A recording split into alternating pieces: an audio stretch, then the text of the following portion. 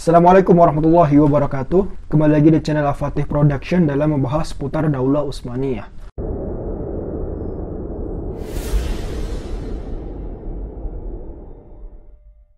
Nah, kayaknya udah 1 bulan lamanya aku udah nggak bikin video karena ini ada virus, bukan virus corona ya, tapi virus malas. Sebenarnya untuk menyampaikan aja itu mudah dan menyampaikan.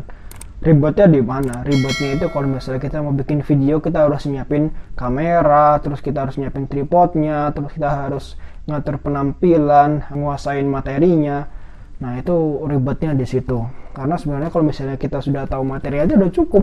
Apalagi kita kasih tahu ke orang gitu, itu hal yang mudah sebenarnya. Cuma kita ribetnya itu kalau misalnya kalau mau bikin video itu harus ngatur semua itu ribetnya di situ.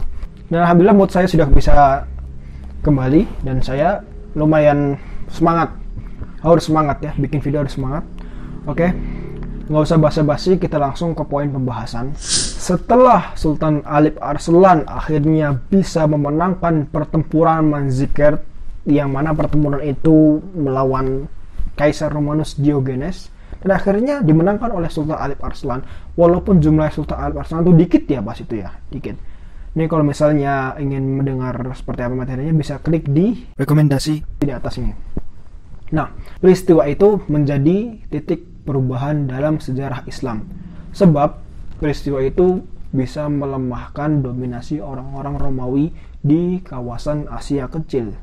Dan akhirnya sekarang kita akan membahas sultan yang menggantikan Sultan Alip Arslan. Nah, di sini kita akan membahas Sultan Malik Shah. Yang mana Sultan Malik Shah ini anak dari Sultan Alip Arslan, menggantikan posisi beliau. Kita akan bahas bagaimana Sultan Malik Shah memimpin dinasti Saljuk dan akhirnya dinasti Saljuk ini melemah. Setelah akhirnya Sultan Alip Arslan meninggal, anaknya Sultan Malik Shah ini menggantikan posisi Sultan Alip Arslan sebagai sultan tertinggi di Bani Saljuk. Nah, pas Sultan Malik Shah menaiki jabatannya sebagai sultan tertinggi di Bani Saljuk, dia mendapatkan pertentangan dari pamannya yang namanya Qawrud bin Ja'fari. Nah, Qawrud bin Ja'fari ini adalah penguasa Saljuk Kerman. Nah, akhirnya terjadilah pertempuran di antara Sultan Malik Shah dengan Qawrud bin Ja'fari di sebuah daerah yang bernama Hamazan. Di dekat Hamazan sih, di dekat Hamazan, bukan di Hamazannya.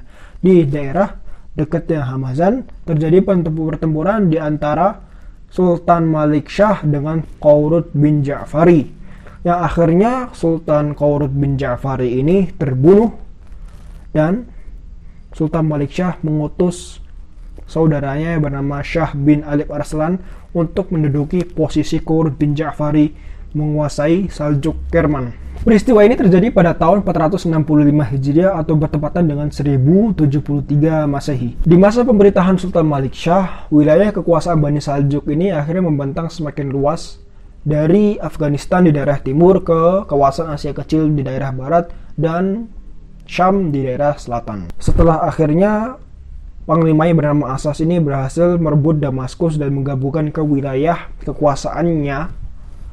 Dan saat itu mimbar-mimbar dipenuhi terhadap seruan untuk mengakui Bani Abbasiyah sebagai kekhalifahan. Peristiwa ini terjadi pada tahun 469 Hijriah atau bertepatan dengan 1075 Masehi.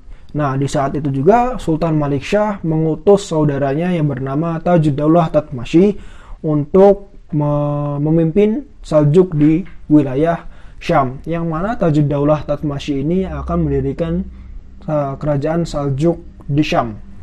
Nah, dia juga mengutus saudaranya, seorang kerabatnya bernama Sulaiman bin Kotalmish bin Israel untuk memimpin Bani Saljuk di kawasan Asia Kecil, yang mana sebelumnya kawasan Asia Kecil ini tunduk ke kerajaan Romawi. Nah, saat Sulaiman bin Kotalmish ini memimpin kerajaan Saljuk di kawasan Asia Kecil, akhirnya dia akan mendirikan kerajaan Saljuk Romawi di kawasan Asia Kecil ini.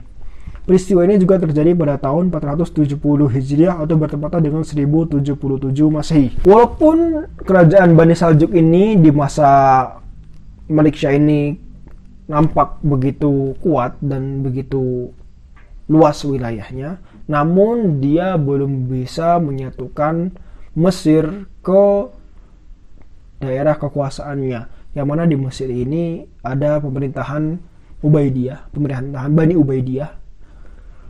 Saat itu dia ini mengutus panglimanya bernama Asas bin Auf ini untuk menaklukkan Mesir. Namun pasukannya mendapat perlawanan dari tentara Arab yang disiapkan oleh Badr al-Jamali, yang mana Badr al-Jamali ini seorang menteri pemerintahan di Mesir. Nah, kegagalan ini menjadikan perpecahan dan kerusuhan politik yang akhirnya melibatkan pertumpahan darah dan terjadi pembunuhan terhadap Asas ini pada tahun 571 Hijriah atau bertepatan dengan 1078 Masehi. Yang mana ia juga gagal menjadikan Bani Abbasiyah ini berada di bawah kepemimpinan dinasti Saljuk, yaitu ketika ia menikahkan putrinya dengan Khalifah Bani Abbasiyah bernama Al-Muqaddi Amrillah, dan terlahir seorang anak dari pernikahan tersebut. Dan di sisi lain juga dia menikahkan putri yang lain ke Khalifah Bani Abbasiyah juga, yang bernama Al-Mustadhir. Walaupun sudah kayak gitu, dia tidak bisa menjadikan Khalifah Bani Abbasiyah ini berada di bawah dinasti Saljuk. Dan akhirnya Sultan Malik Shah wafat. Maka terjadilah fase kemunduran terhadap dinasti Saljuk ini setelah berjayanya di masa ketiga Sultan Tughrul Bek, Sultan Alip Arslan, dan Sultan Malik Shah. Akhirnya Bani Saljuk pun mendapatkan fase kemunduran.